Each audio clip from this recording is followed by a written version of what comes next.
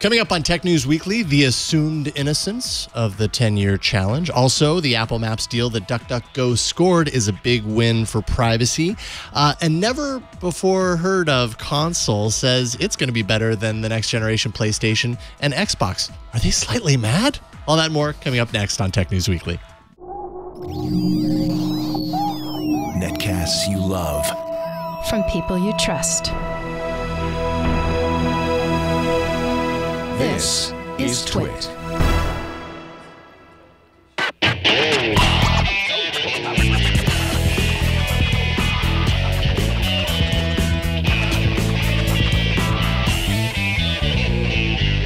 This is Tech News Weekly, episode 67, recorded Thursday, January 24th, 2019. This episode of Tech News Weekly is brought to you by IT Pro TV. Start your new career in IT or level up with flexible IT training from IT Pro TV. Visit go.itpro.tv/TNW to take advantage of their biggest sale yet. Standard memberships are just $29 per month. For an additional 30% off for the lifetime of your active subscription, use the code TNW30 at checkout. And by FreshBooks, the ridiculously easy-to-use cloud accounting software helping small business owners thrive. Try it free for 30 days at freshbooks.com/TNW. Welcome to Tech News Weekly. This is a show where every week we talk to the people making and breaking the tech news. I'm Megan Morrone. And I'm Jason Howell. Let's jump right into it. It may already feel like a distant memory thanks to the dizzying velocity at which we navigate memes and trends online, but it's only been about 2 weeks since everyone participated in the 10-year challenge. That's where people, if you remember, would share their profile pic from 10 years ago right next to their profile pic from today. It was all good, clean, wow, look how much I've changed fun. But Kate O'Neill challenges us to think differently about it, and she joins us now. Welcome, Kate. Hey, welcome. Thank you. Thanks for having me. Absolutely. It's great to get you on. I'm happy we can make this work out. So you wrote an article for Wired last week where you dove into the possibility that a challenge such as this could actually be something, I don't know if sinister is the right word, but something beyond what people think it is just good, clean fun, maybe something more than just simple nostalgia. Tell us a little bit about your original thesis in that article. Sure. So, originally I'd say it was more of a thought experiment than a thesis. And right. One of those types of things that you tweet as an observational hypothesis. And I didn't expect it to really take off the way it did. But the idea was, you're providing this two photos side by side. It's a sort of curated data set of what people looked like 10 years ago and what they look like now. And what I played out was, what if someone collected all this data and used it to train an algorithm on age progression for facial recognition? And that turned out to be a wildly popular idea. And we got to explore a lot of related concepts around it. And I'm glad that people are having this discussion. It seems like such an important thing for us to dig into. So is there a part of you that wonders if, like, by saying that, light bulbs went off for people and they're like, wait a minminute, we could totally do that. Let's collect all the data set and do that. So it's my fault now. Yes.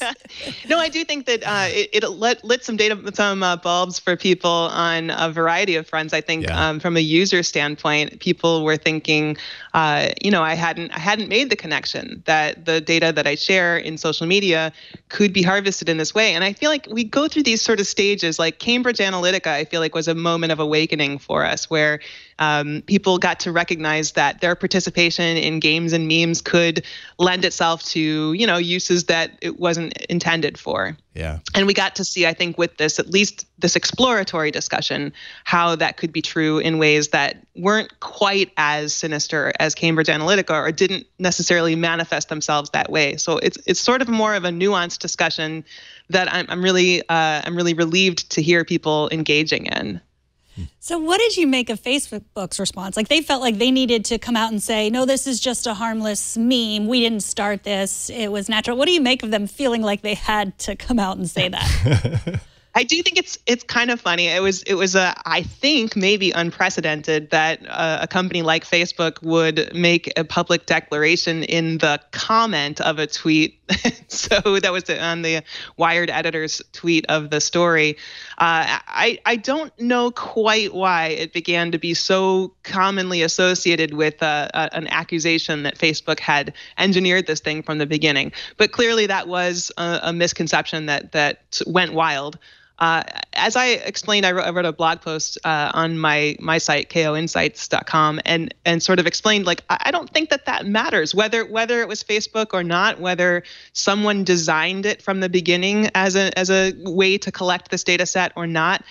It began to be that data set. And that's more the point, is that there's a certain type of participation online that follows a pattern that once we're asked to participate in a meme or a game that's, structured in a certain way and asking us to provide a certain set of data, I think that's when we should begin to be, a little bit wary and looking a little askance at, who could collect this data, who, not necessarily who has asked us for this data, but who could collect this data and how could it be used beyond how we intend it to be used.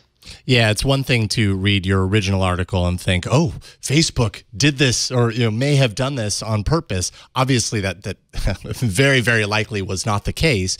The other way to look at it is challenging us as internet users for however many years we've been online. We've become so comfortable with sharing all this information and not thinking about what exactly it can be used for. Now we're hearing about this a lot more and having to reanalyze this. It's almost like that's becoming more mainstream to do that for just the everyday person to think, whoa, wait a minute, I get all this stuff for free, but at what cost? And that to me seemed like the big message here is this is fun and it's enjoyable to do this and it's very interesting to see these photos side by side, but think one step further and understand what could actually possibly be done with this in a worst case scenario.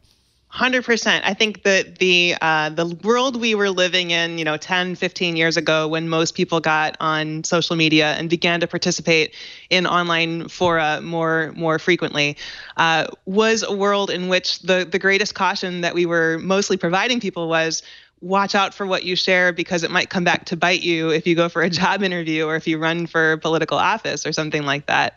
And we're in a different time now. The technology has progressed and the amount of data collected at every turn in our lives has progressed. And I think the conversation needs to become more sophisticated so that people can become more sophisticated in the way they approach the technologies and their participation around technology. Sure. There's so much potential for technology to do good for us, to help our lives and improve human, quality of life and the convenience of resources and access to things, and just so many ways. I think that AI and automation and all types of emerging technologies can improve human life. But I think we also need to be having the conversation about the ways that it can go wrong so that we can put sort of guardrails around it and make sure that we're making the right protections happen and having the right level of awareness about it so that those things don't happen, the bad things don't happen and the good things do. Mm-hmm. So there's a lot of people talking about regulation and privacy regulation. Tim Cook, for example, a lot of other people really bringing this to the forefront. But you sort of teach people how to manage their own data themselves to keep it private. And is that even possible? Like, I sort of feel like I've given up kind of managing my own data. It's like I feel like everything's out there. Am I giving up too soon? Well, I think there's a three-pronged part of the discussion. One is that I think we need to think about the ways that companies use human data. And companies need to have a level of ownership and responsibility of the data that they collect that is human data and have an accountability for treating it with respect and using it wisely and toward business purposes that are aligned with the human outcomes that they serve. And then government needs to be part of the discussion because those incentives aren't necessarily always going to be there for business sort of out the gate. So government can certainly step in and has a role in providing legislation and regulation that help ensure those incentives that are for the best outcome of humans. And then that third piece is that I think we do all need to have an increasing level of ownership and accountability for our own behavior and our own data management. And there's ways that I think that's going to evolve in terms of how we empower people to sort of gather all of our data assets. We're seeing experiments with that around the world, and even Will.i.am was proposing in this last week discussions about sort of monetizing data or providing a structure where people have an incentive to own their own data in different ways. I know the GDPR in Europe has sort of leveled up this conversation. And I just spoke in Amsterdam in December, and they're talking about these very forward-looking ways of providing transparency of data to consumers and people in general. So I think there's a lot of sort of multi-nodes of conversation that are happening and need to happen in order to make sure that we're set up for the next evolution of technology and human relationship to it.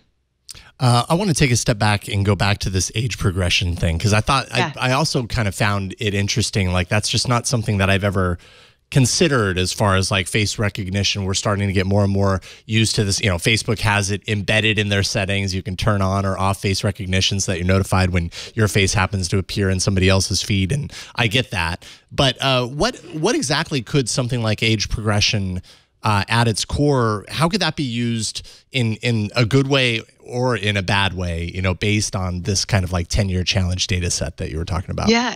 I think there's a couple of different possibilities. And one, I floated in the Wired article a few different types of ways that data could be used. One that's positive is that you could imagine how age progression in facial recognition could contribute to the ability to track down missing kids, missing people in general. But if the last known photo of someone who's gone missing is from years before, it would be very helpful to be able to age progress that photo to what the person likely looks like now, so that facial recognition applied to monitoring cameras around the city or around different parts of the world could potentially detect that person.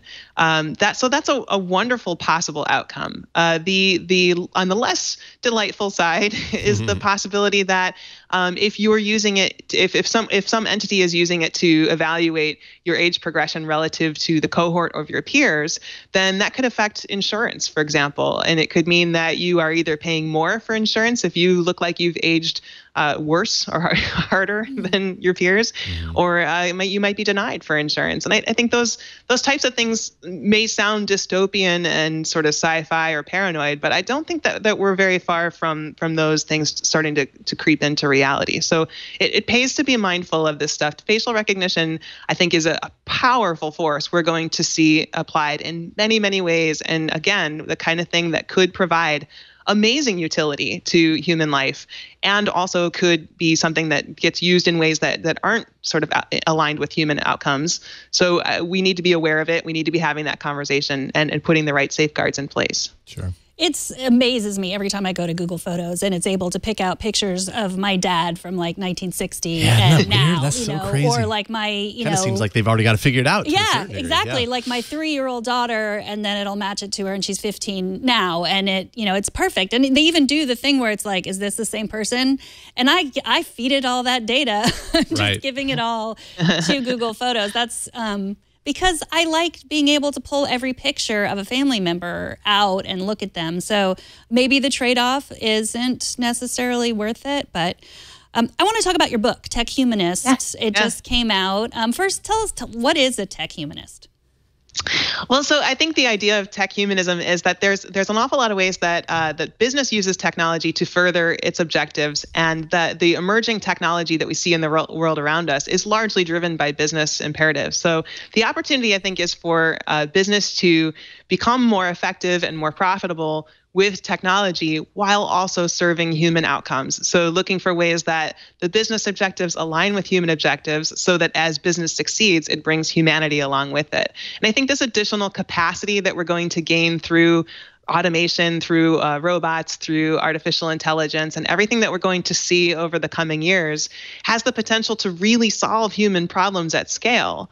So if we can apply it in the right way, and we can really make sure that the business outcomes are aligned with solving human challenges like hunger and famine or poverty around the world, and certainly climate change is one of the big areas we're going to need to address in the coming years. Now, really, so all the ways that machine learning algorithms and artificial intelligence can help address those things in ways that address business objectives too. Those are going to be increasingly important to find and make sure that we have the right models in place to make the most of that momentum. So this is the idea with Tech Humanist, is to give business leaders especially the tools they need to develop data models and technology deployment that amplifies and accelerates the sort of human aligned purpose in their organizations so that the business is successful and so that humans are enjoying the benefits of that. That's awesome. Kate O'Neill, author of Tech Humanist, and some wonderful articles on both Wired and your own site. Where can people follow all your work online? KOinsights.com is my website, and I'm prolific on Twitter at Kate O. So I hope to see you there. Awesome. Kate, it's been awesome talking with you. Thank you so much for joining us today. Thank you, Jason. Thank you. We'll talk to you soon. So coming up, we are going to continue this conversation on privacy and talk to someone who runs a very successful company without selling his customers' data. But first, this episode of Tech News Weekly is brought to you by IT Pro TV. The IT sector held strong in 2018, and the demand for tech talent remains steady. There's no time like the new year to start a career in tech. But you don't have to go back to school or sit through another boring slideshow snooze fest. Level up with interactive and flexible IT training from IT Pro TV. IT Pro TV offers over 4,000 hours of binge-worthy on-demand training from CompTIA and Cisco to EC Council and VMware. Engaging hosts like Don Pezzett, Ronnie Wong, and Cherokee Booz present information in a talk show format. It's really fun to watch. They're live every day. Content goes studio to web in only 24 hours. Your team can stream IT Pro TV's courses live and on demand worldwide via Chromecast, your Roku. You can use your Amazon Fire TV. You can use your Apple TV, your PC, or any of their iOS. You can use their iOS or their Android apps. All of them work great, so you can watch on the go. 2019 is the perfect time for you to start your new career in IT or to get that certification that you've been missing. Visit go.itpro.tv. That's go.itpro.tv/TNW to get started with IT Pro TV and take advantage of their biggest sale yet, their video-only subscription. The standard membership is listed on their site at just $29 per month. It's usually $57 per month. Plus, you can use the code TNW30, and if you use that, you'll save an additional 30% off, and that means you can get started in IT or advance your career, all for just about $20 a month. That's go.itpro.tv/TNW and use the code TNW30 for 30% off. IT Pro TV, flexible training, binge-worthy content, life-changing results. Recently, privacy-focused tech company DuckDuckGo announced that Apple Maps will now power its private search results. That means more accurate address searches, enhanced satellite imagery, and regular updates, along with the privacy that DuckDuckGo already provides. Joining us to talk about what this means is CEO and founder of DuckDuckGo, Gabriel Weingberg. Welcome back to the show, Gabriel. Hello, nice to be back. So what powered the searches before this announcement? So we were using Mapbox for our tiles and then a variety of kind of internal homegrown things. So you, of course, if people don't know, you have a strict policy of not sharing any information, not collecting or sharing any of this information. How does that affect the search results? Yeah, so we actually build our search results with like 100 different partners, Apple Maps being one of them. And that's why they can be so good. And people can switch from Google without really looking back. And so, for example, also in local results, we use Yelp a lot for restaurant listings. And so what we do for any partner, including Apple and Yelp, is we always proxy. So we essentially are like a mini VPN internally, and we proxy any calls to partners through us. So when you go on DuckDuckGo and you see like an Apple Maps, you're getting that Apple Map directly from DuckDuckGo. And so we can make it completely anonymous to the partner. And that's what we do with every partner. Now, among the really big tech companies right now, do you feel that Apple's kind of doing privacy right as far as that's concerned? I know Apple believes that they are, and some other companies like Google are definitely on the other side of that equation. What do you think they're doing differently? Yeah, I do. I mean, and in general, we try to work with partners and providers that we, are closest to our values when we can. I think Apple's doing a few things right. I mean, they're really pushing for stronger regulation. Tim Cook had an op-ed the other day on Monday than the other tech companies, which are really kind of more pushing for watered down regulation. And he's laid out specific principles, which Apple follows. And so one of them in particular that I really like and we take to the extreme, is data minimization, which was in the op-ed you're showing now. And what they do is they really try to collect the least amount of data that they need, and they go even one step further. They try to push all the data that they do need onto the device and not actually send it back to Apple. And so there was this study that came out last year from Digital Contact Next that really did a deep dive on Apple devices versus Android devices and kind of how much location information and other data they're sending back and forth on a daily basis. And they found like literally 10 times less location information being sent back to Apple than Google on these devices. And that information is under a better privacy policy and whatnot. But just the idea that they're minimizing data, I think, is excellent. So as a iPhone user, I have the DuckDuckGo app, which is just basically a browser that's more secure than using something like Chrome. Or is it more secure than Safari? Yeah, so we've done in our app is, and in our browser extensions, which you can download for Chrome and Firefox, is we call it DuckDuckGo Privacy Essentials. And on the app, we call it DuckDuckGo Privacy Browser. And in both cases, we put in all the essential privacy elements that we think you need when you search and browse privately that you can get seamlessly, so without like breaking the web. So the main components are private search, of course, which we're most known for, but it also includes tracker blocking. So we're blocking like Google and Facebook trackers across the web, and encryption, where we're sending you to encrypted versions of sites when they're available. And we maintain the biggest list of that by far. And so when you use Safari by default, you're currently not getting that tracker blocking or the encryption piece. And when you use the DuckDuckGo Privacy Browser on iOS or use the extensions on Chrome or Firefox, you're getting those additional components. I think what strikes me is that, and actually I mentioned this in the previous interview, is that privacy awareness, I feel like, is at kind of a mainstream type of inflection point right now. More and more people who were casually, just using the internet and not thinking about privacy before actually are now. They might not know what to do about it, but they're concerned about it and they want to do more. Which I think puts DuckDuckGo in a really great position. You guys have been stressing the need for more private search for quite a while now, and here you are. You have the potential to kind of ride this wave at the forefront of it. Do you feel like your competition is going to feel kind of enough pressure from this kind of mainstreaming around privacy to follow in your footsteps, or is there simply too much money to be made from data harvesting and all the things that come from the other search engines that are doing things differently than what you're doing? Yeah, good astute observation. I mean, 2018 was really a game-changing year for this area. So much more. We haven't seen anything like that since 2013 when the Snowden revelations happened. Right. It really jumped into the mainstream in terms of privacy awareness, to your point, and just people, mainstream people, the majority of people actually seeking out tools. Unfortunately, to your other point, they're often seeking out the path of least resistance tool, which in a misleading way has not helped them, like private browsing, which we like to talk about. But to your central point, we hope that other companies, raise the standard of trust online with us, which is our mission, and will do things to make things more private. And so we've been a leader way before last year of like pushing Google to be encrypted by default, to not share searches with advertisers, or webmasters when you click on links.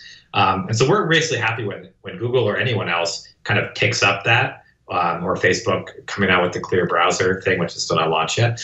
But we're happy if they kind of react in that way. We don't think that they're ever going to go fully anonymous like DuckDuckGo, just because it's fundamentally opposed to their business model. I think that it's just not in the cards. So let's say a person is like, well, I'm not, the thing you hear all the time, like, I'm not doing anything wrong, who cares? And maybe that same person doesn't even really care that they're being advertised to based on their personal information, based on their searches, their things they post. But you did a study about how the Google filter bubble. So talk a little bit about how even if you don't care about your privacy, using these services might change the way you think about things in maybe not the most positive way. Yeah, absolutely. So there's the whole I got nothing to hide contingent, right, is what you're saying. And there's a few reasons why you should care, even though I do think people generally don't want to be creeped out by ads in general, for what it's worth. But beyond that, yeah, there's some more pernicious things. I mean, so the filter bubble piece is that you're getting results from Google. Facebook also does this as well, where they're showing you things in your feed or your search results that they think you're going to click on. And so if they're showing you more things that they think you're going to click on, they have to show you less other things. And what are those less other things? Well, they're the things that they would generally show other people. And so what you're seeing is not objective search results or kind of an objective news feed. You're seeing this kind of biased news feed based on what the search engine or news feed or another service or social network thinks that you're going to click on. And so what that leads to is not seeing enough diverse viewpoints. And then in the aggregate, it leads to more polarization and manipulation of elections and kind of the things that we're seeing. So on one level, people really don't like this. On another level, there's just a basic kind of two other basic ideas for people who think they have nothing to hide. People don't like to be manipulated. So filter bubble is like one level of manipulation, but the ads are another level of manipulation of trying to convince you to kind of buy things or propaganda for the election side that you wouldn't normally see. And people like to think they're not affected by that, but study after study shows they are. And the whole game is rigged against them because the advertisers on these platforms like Google and Facebook can just run variation after variation, changing the image, changing the word, just making it as manipulative as possible. And then the third reason, which we often find resonance with people, is the companies are just making a lot of money off of your personal information and you're not getting any of it. I mean, it's just a basic, people are profiting off my information and I'm not getting something of it. It's just something people don't like. And that's what we're trying to do is kind of let people take back that control of their data. So if they're profiting off of people's data, the other companies, that are doing this, everything that you're talking about here, that obviously, allows them to stay in business. Flip side to you guys, like how are you driving your business if it's not on the backs of all of this data? Yeah, this is what's really interesting about search, and one of the reasons why we got into it initially is it's a perfect place where you don't need a surveillance business model. And so search results, because you type in exactly what you're looking for, you can give an ad on that topic. So you type in car and you give a car ad, and I don't need to know anything about you. And that basically is how all search ads work and literally how Google still makes most of their money. All their growth had come from in the past years have been using those search results and what you typed in to then have those ads follow you around the rest of the internet. And that's why you see, things on YouTube or Gmail or like the millions of other ads that they power on sites, on newspapers and all other sites across the internet. We just run search. And so we can just keep that private and not have story or search history at all.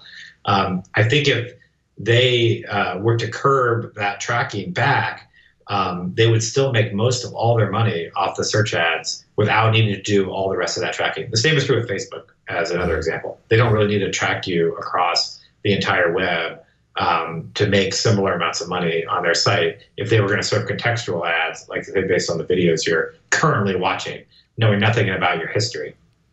So is there then a solution for social media? Because that's where I get stuck. Like I don't really care for Facebook, but I'm not ready to give up Instagram. And I know they're owned by Facebook. I'm well aware of it, and it feels. But we did a study, by the way. Most people don't realize that. Yeah, Facebook owns I'm not Instagram. Surprised. Or WhatsApp or Waze for that matter. Yeah, but I know you guys know. So yeah, I mean, there's a couple things there. One, for Facebook in particular. You're right that I think people are realizing they are kind of willing to give up on Facebook. And there was some Pew research last year that showed people were actually taking a bit of a break. And I think that's great because there is other research out there that shows that it's actually literally unhealthy for you. I think for other social networks, I realize people don't want to give up Instagram as much, but I would try and find other alternatives. I think there are starting to be other private alternatives that are cropping up, other apps. That are also centered around photos that you could switch to. Me personally, I'm not much of an engager on social networks except for Twitter. And so I felt that even Instagram is more healthy to give up, but I can understand and appreciate why people may not want to do that.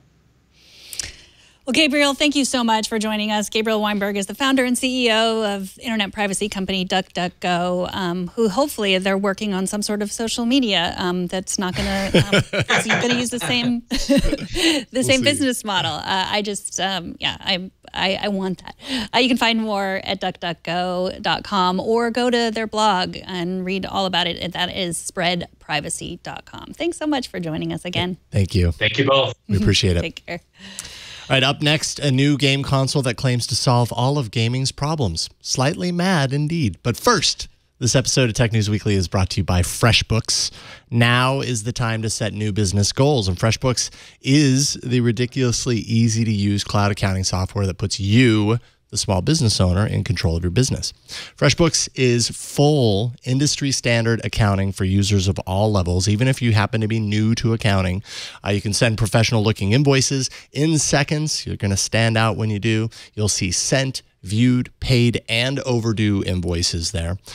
You can accept online payments, so you can make it easy. It's directly from your invoice even, so you'll get paid an average of 2 times faster. You can quickly generate and access accounting reports in the FreshBooks dashboard, see everything you need there, easily laid out, and you can share those reports with your accountant or financial advisor.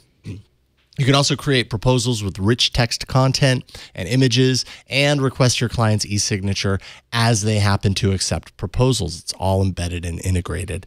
Send invoices, estimates, and proposals in multiple languages. FreshBooks automatically connects to your bank account and updates expenses daily, so everything's always up to date. You can import expenses in bulk, or even upload a picture of a receipt and then let FreshBooks do the rest. While using the FreshBooks mobile app, you can keep tabs on your business no matter where you are. It makes it really easy to keep up to date on the go. And the FreshBooks team is constantly adding new and improved features, so you're going to see changes and improvements over time. They've added an accounting and reports tab in the navigation bar for easy access to the numbers that matter to you. Their double entry accounting functions have 7 new features: cost of goods sold, other income, general ledger, trial balance, charts of accounts, accountant access, and balance sheet. Also new is the advanced payments, mark time as unbilled, revenue streams, and a whole lot more. I'm telling you, they're adding all the time. And if there's anything you don't understand, you can check out their award-winning support team-led Learning Hub videos. Stop using Word and Excel for billing. That's just going to make things more complicated than it needs to be. Make 2019 the year you upgrade to FreshBooks. Try FreshBooks free for 30 days at freshbooks.com/TNW. Make sure and enter Tech News Weekly in the How Did You Hear About Us section. Look for that and put us in there. We'd appreciate it. That's freshbooks.com/TNW, and we thank FreshBooks for their support. After spending 3 months with him, I must say that I've missed talking about video games with our friend from Ars Technica, Sam Machkovech. It is so great to get you back on the show, Sam. How you doing? Howdy, howdy. Doing just fine. Awesome. Wanted to bring you on because I've been hearing, I know it's not the freshest news in the world, but I've found it kind of interesting nonetheless. It's the news that Slightly Mad Studios is readying, apparently, a console that they say is going to go toe-to-toe with the next generation of consoles. But maybe we take a step back first and find out exactly who this Slightly Mad Studios actually is. Are they new to the scene? Yeah, this is a funny story that bubbled up, and this studio has continued talking about this plan to release a console, as in some sort of box that would compete with your Xboxes, PlayStations, and Nintendo Switches, with a focus on virtual reality and 4K gaming. The virtual reality pitch it came out very oddly because they had guaranteed 60 frames per second per eye for virtual reality. And if you're not really familiar with virtual reality, you may go, well, that's a lot of frames per second per eye. But that's not how VR works. And that was setting off a lot of red flags where people started asking, well, who is Slightly Mad Studios and what the heck are they talking about? Well, Slightly Mad makes a game series called Project Cars. And Project Cars has one of the better VR racing modes out there today. It only works on computers. This does not work on PlayStation VR. But if you get either of the Project Cars games, you can attach a virtual reality headset and have what I would say is a surprisingly comfortable virtual reality racing experience, which is hard to do when you're talking about high-speed, drifty kind of cars. They still kind of make me sick. I'm not going to say it's the #1 thing to play if you've never done VR before. But yeah, so Slightly Mad came out and said, hey, we're It was just a couple of tweets. And then the gentleman who was running Slightly Mad just started answering people's questions and answering questions of the press, including us at Ars Technica and folks at Variety. And then days later, after people started asking specific questions about all of the technical details they seemed to get wrong, they started releasing target renders of what the system would look like. Now, let's not forget, Slightly Mad, you may have noticed I have not said that they've ever made any hardware. Right. This is not a company that's ever put out a phone or a controller or a steering wheel, let alone an entire CPU, GPU, RAM, cooling, et cetera, kind of thing that you would need to build a console that plugs into a TV at scale. And so they started just putting out these computer-generated renders that looked like something a college grad might have put out. And even the ones that are coming out now, this is another update from January 10th of a controller concept, another target render box. But the funny thing is, the creator of Simply Mad Studios, the man who's been telling Slightly Mad, who's been talking about this this whole initiative, one of his defenses was that he worked in a computer repair shop in the 90s. When people ask, well, how are you prepared to make a game system? His response was that he repaired computers. Now, I helped hook people's DSL up back in the late 90s and early aughts. I would not call myself a person ready to develop a cloud gaming platform. Like, it is just one of those things that all sounds slightly mad. And it was sort of this perfect catnip for dreamers with ridiculously questionable ideas. And so he said, this is 2 years out anyway. So in 2 years, he could learn how to make it, right? If he can find, essentially, if he drums up the right production line, the right company and organization that is willing to invest and put serious legwork and experience into building a box, great. It just sounds to me like this is a guy who has a little bit of name cash and who had a crazy Twitter bender to try and get some venture capital drummed up, as opposed to something to take super seriously. I would say Slightly Mad is a really good choice of phrase. But he emailed Ars Technica in an interview and was talking about many vendors who are under an NDA and who are being worked with, which is, to me, kind of red flaggy to sort of announce all that. It sounds to me like he wanted some stories and some goodwill, and I'm not sure what news I can offer you that's going to be any good. But we at Ars Technica have followed things like the Phantom console, which was a vaporware product that eventually showed up in a Goodwill shop that people got to pick apart and found that it was just a really badly made computer meant to plug into a TV. Vaporware is commonplace, and 2019 really needed a good candidate for vaporware this early on to distract us from other terrible news. So we really appreciate that from Slightly Mad. I want to be a collector of vaporware. Is that even possible? It's probably not even possible because it never existed. Yeah. Oh, no, that's the thing. People go and get the system like the Pippin, which Apple didn't really put that much support behind. There's a great history of this sort of thing, and we don't have enough time on this show to talk about kind of crazy. I'm getting a little bit of the Ouya vibe from this thing, too, although the Ouya actually shipped, but it never lived up the to Ouya existed, and it was so bad. You showed those controllers from Slightly Mad. It's going to take a lot to convince me that a touchscreen in the middle of a controller and all of the buttons aren't going to be terrible. It's very hard to make a good joystick and D-pad. There are a lot of companies who've spent years putting out like 7 or 8 controllers to finally get a decent one out. So hats off to them. Yeah, good luck. There's some ideas there, at least. Let's shift gears a little bit. That was not an intentional pun. And talk about the games themselves. We're beyond the holiday gift rush, and you were mentioning that it looks like we're seeing some mature releases this month. I didn't even know that they were remaking Resident Evil 2, which is the classic from 1998. But apparently they are, and you've played it. What do you think? That's true. I like to think of January as the Santa Claus for the kids who got coal kind of month in terms of video games. After the Christmas rush of the family-friendly things, you see these nichier, grittier games fill out the January calendar. And Resident Evil 2 is landing 21 years later as a complete remake. Anyone who's followed Resident Evil over the years, whether because they play the games or because they love Mila Jovovich in the films, if so, good luck for you. There's just been a history of good and bad and good again games. And there have been a bazillion games, a lot of offshoot series. But this is a return to the second Resident Evil game, which came out during the heyday of the PlayStation, where they had streamlined and tweaked some of the things that were awkward about the very first PlayStation, Resident Evil.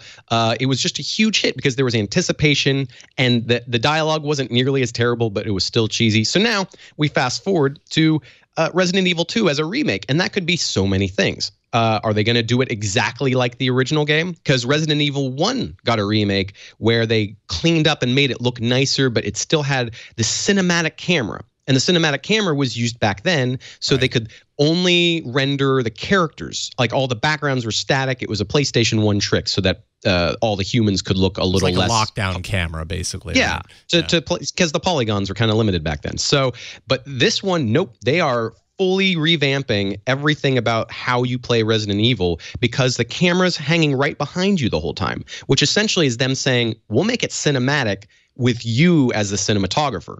And the thing that has really blown me away about Resident Evil 2, the newest one, the remake, is that they nailed it. There is an incredible amount of shadow and light trickery going on, and Capcom has their own proprietary engine. If you talk about video games in the modern age, you might hear words like Unreal or Unity or CryEngine. There are these different technologies that people can buy into and make games more quickly, and Capcom made their own.